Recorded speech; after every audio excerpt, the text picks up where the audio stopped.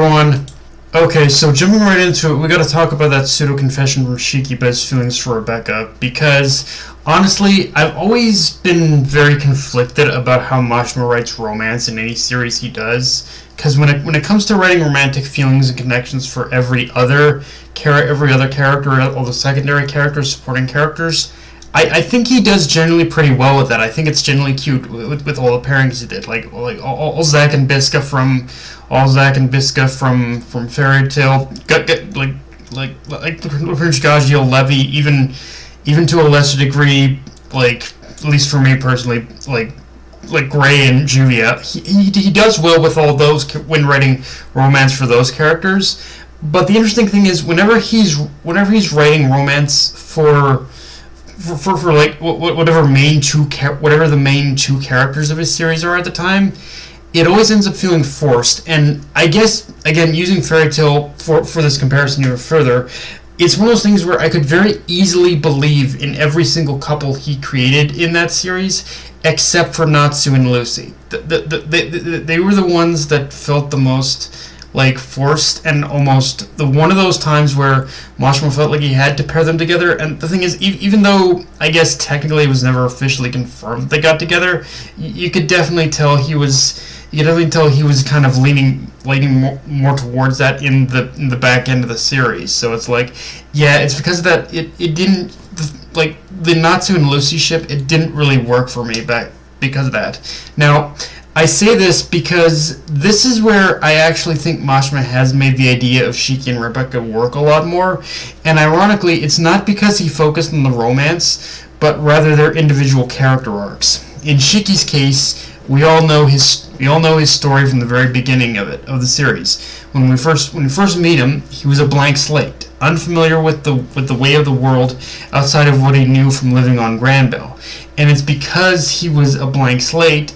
I think that pretty much is what allowed him to experience all the world had to offer when he left with Rebecca. All the hardships, all the joys, the emotional pain of loss, and like the pretty much anger of having to deal with someone who just didn't care, who was just callous and cruel to those he cared about. And yes, even experiencing love, both from the camaraderie of having people he could depend on and call friends, as well as learning even more beyond that point of what love is. So it's of what the idea of romantic love is, and it's through him kind of having these experiences, but also learning and understanding those feelings, I think is the reason why, in my opinion, this confession and Shiki's admittance of his feelings, it does work, because he has come to, again, understand what the nature of those feelings are. And on Rebecca's side of things, it's honestly even simpler. The longest time until being reunited with Rachel and Connor, she was an orphan, only having the most finite understanding of what happiness is, or what it means to love others, or hell, even know what it's like to be in love, only ever having the company of the professor and having to give her a glimpse of those connections. But having the Eden's crew around helped her to truly understand what it was like to be part of a family, and from there, obviously, her feelings for Shiki also started to take root. But I also like to think in my head that for as many embarrassing moments she has had to endure upon finally reuniting with her parents, I think just those moments of being embarrassed by them has given her a stronger sense of her feelings for Shiki, just from seeing how much her parents love her and how much her parents love each other, and through that, I think, and through that, it's not only that. And through those moments, it's not only that her sense of like understanding what her feelings for Shiki are have grown, but also I think her sense of conviction in their cause and wanting to help Shiki in general, I think is the main point of it all, honestly. Okay.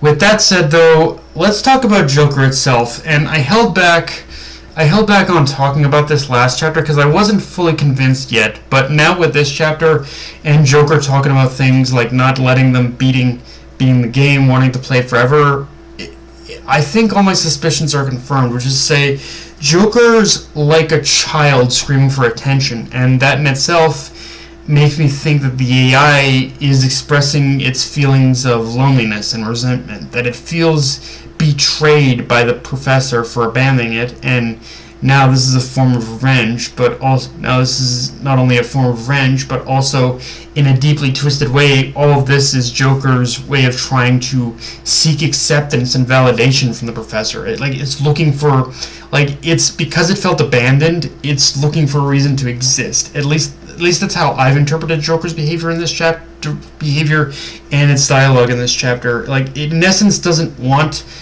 to be destroyed or erased, and I think in its own twisted mind, the only way that can happen is for it to trap everything in this world under its thumb, for it to fulfill the function by which it was created, which was to help people enjoy a game or something like that. And again, the whole idea in itself and how these feelings are portrayed are all pretty bog standard for Mashima. But again, having this one little twist actually does make Joker feel oddly sympathetic, despite being totally insane in the membrane, as it were, being totally insane in the mainframe, as it were, which does make me question a little bit just what Professor Weisz is gonna do once this is all said and done. Is he just gonna outright delete Joker, reprogram it? What's the route the professor's gonna take with this? That's my big question.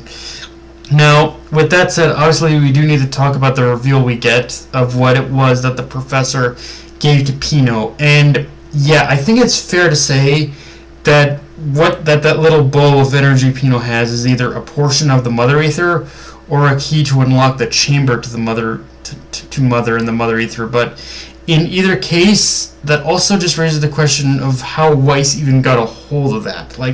Hell, what was he even planning to do with that?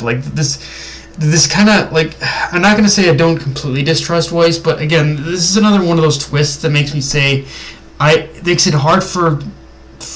makes it really hard for me to say that the professor can be trusted by default. There's just something even now with this reveal, there's something just sketchy about what he's doing, and I don't know what it is he's planning, honestly. That's my big thing. I can't piece together what it is he's doing with this, and that, I think, is kind of the big problem here.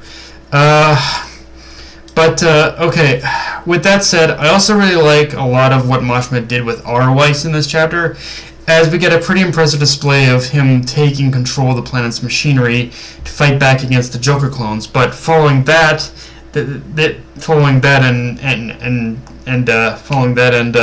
and Homer's attempt in order to build Weisz up, we'll see, Bernadette having shot both of them down. And although it is funny to see our Weisz getting roasted, the advice she does offer is helpful, and no one the thing is, Bernadette is one of those few people who only truly knows what the ether gear of Machina Maker is truly capable of, and no one knows it better than she does. So, and even more so proven by the kind of scenarios we see the professor cook up in this chapter inside the game world, like creating a giant happy robot and just twisting Joker's game rules around. It's that kind of things that really does show that there's kind of a bar with the powers of Machina Maker that our Weisz isn't meeting yet, because he's in a weird corny ass way, he's holding himself back from letting his creativity really go wild. And if you could just let his mind run wild, he could capture the true potential of what his powers were capable of, whereas his older self, let his mind run wild ages ago, whether for better or for worse, and that is kind of what Weisz needs to learn to do now if he really wants to be able to help the others. So I like how we are seeing Weisz still learn that yeah, there's an endless potential with his powers he's not tapping into. It's just a matter of, is he going to be able to tap into that, or is he going to be able to just let his mind run wild with it? This kind of thing is my thing about it. But yeah, guys, that's pretty much all I got for this review. If you enjoyed the video, like, comment, subscribe, follow me on Twitter, Analyst, Crunchyroll, be sure to notification bell, hit the subscribe button, and just share the video around, guys. Dark Knight of Me, signing off. Later, everyone.